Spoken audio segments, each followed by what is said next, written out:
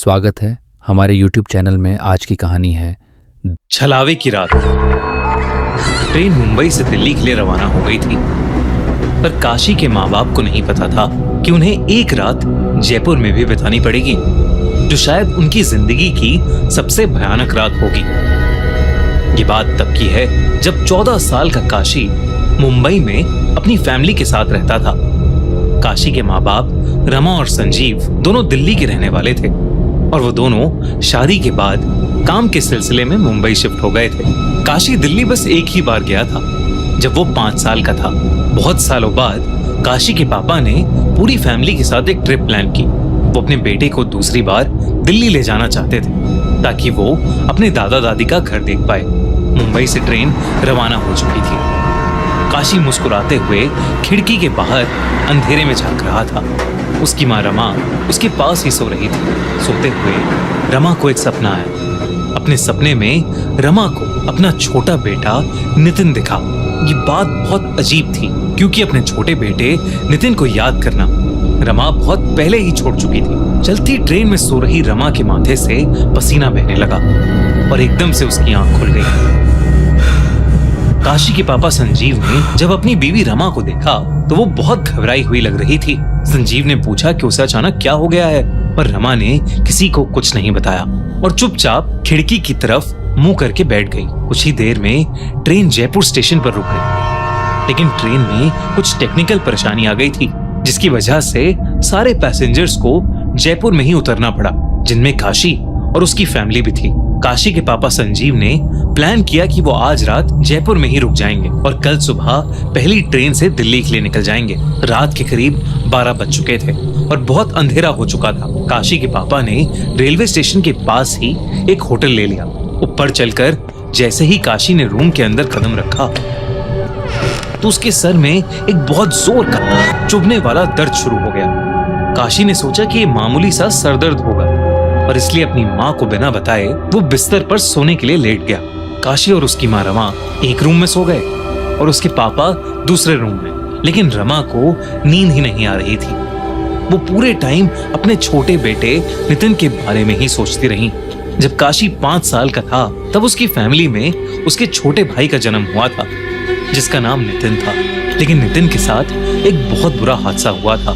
5 साल का काशी और करीबन 1 साल का नितिन अपने माँ बाप संजीव और रमा के साथ ऐसे ही ट्रेन से एक बार जयपुर जा रहे थे। काशी के पापा संजीव ने जयपुर से वापस लौटते हुए छोटे से नितिन को पूरे टाइम अपने हाथ में ही पकड़ रखा था। पर रात में करीब 2:30 बजे 2 मिनट के लिए संजीव की आंख लग गई। ट्रेन के छोटे से झटके से जब संजीव की आंख खुली तो नितिन उनके हाथ में नहीं था। ये देखकर संजीव ने जल्दी से रमा को नींद से उठाया और उसे सब कुछ बताया। फिर दोनों तुरंत नितिन को पूरी ट्रेन में ढूंढने लगे। वो अपनी आंखों पर बिल्कुल भी यकीन नहीं कर पाए जब उन्होंने नितिन को ट्रेन के खुले हुए गेट के पास बैठा हुआ देखा। किसी को कुछ पता नहीं था कि वो वहां कैसे पहुंचा। रमा और संजीव का दिल जोर जोर से धड़कने लगा और वो लोग जैसे ही नितिन की तरफ आगे बढ़े, ट्रेन में एक और झटका लगा और नितिन ट्रेन के बाहर अंधेरे में गिरकर कहीं गायब हो गया। रमा की ये देखकर चीख निकल गई। उन्होंने फौरन चेन खींचकर ट्रेन रोकी और बाहर निकलकर नितिन को ढूंढने लगे, लेकिन वो कहीं नहीं मिला। काशी उस समय बहुत छोटा था और उसके माँ बाप ने नितिन के बारे में उसे कुछ नहीं बताया था। साल बीते और काशी को नितिन के बारे में कुछ भी याद नहीं रहा। यही वजह थी कि काशी को अपने छोटे भाई के बारे में कुछ नहीं पता था। ये सब सोचते सोचते रमा की आंखों में आंसू आने लगे थे। तभी उसे अपने बिस्तर के नीचे कुछ हिलता हुआ महसूस हुआ। वो चुपचाप बिना हिले पता लगाने की कोशिश कर रही थी कि उसकी नजर दीवार पर टंगी घड़ी पर गई। रात के 3:30 बज रहे थे।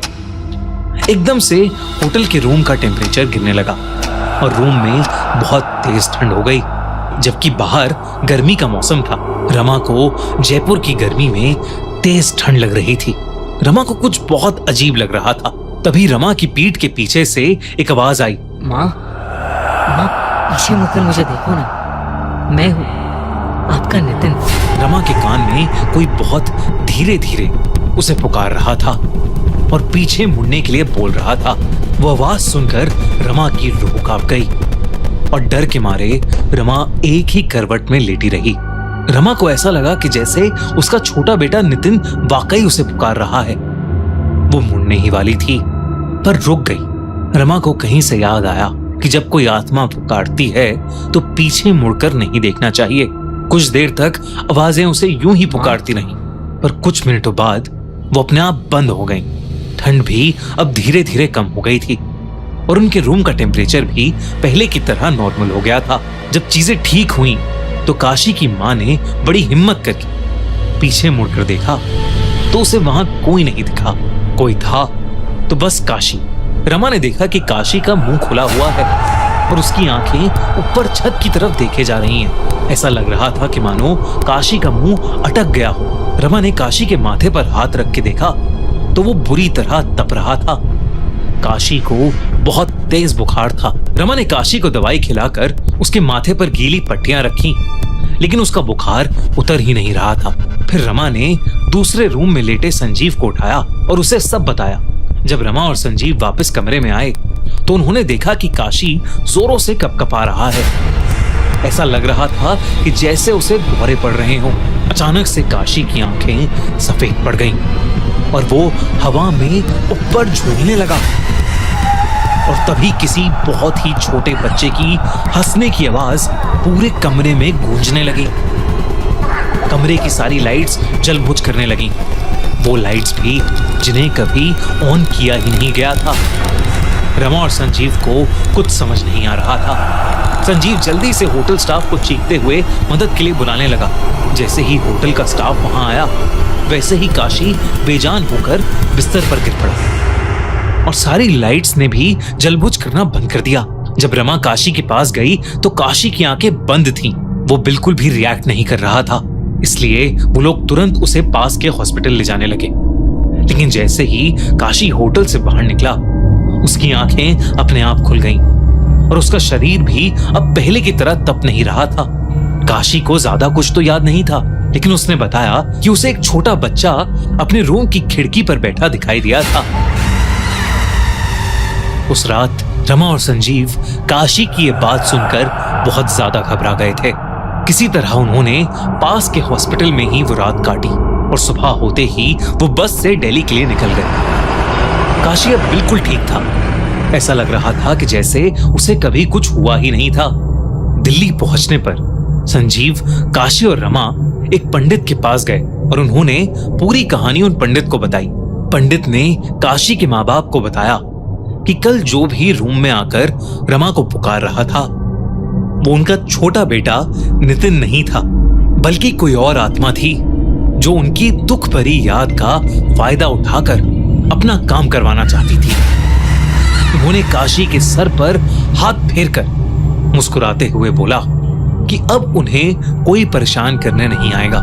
पंडित ने आखिर में काशी के माँ बाप को अलग से भी बोला कि उनके छोटे बेटे नितिन की आत्मा अब भी उनके साथ है और हमेशा उन तीनों की रक्षा करती है।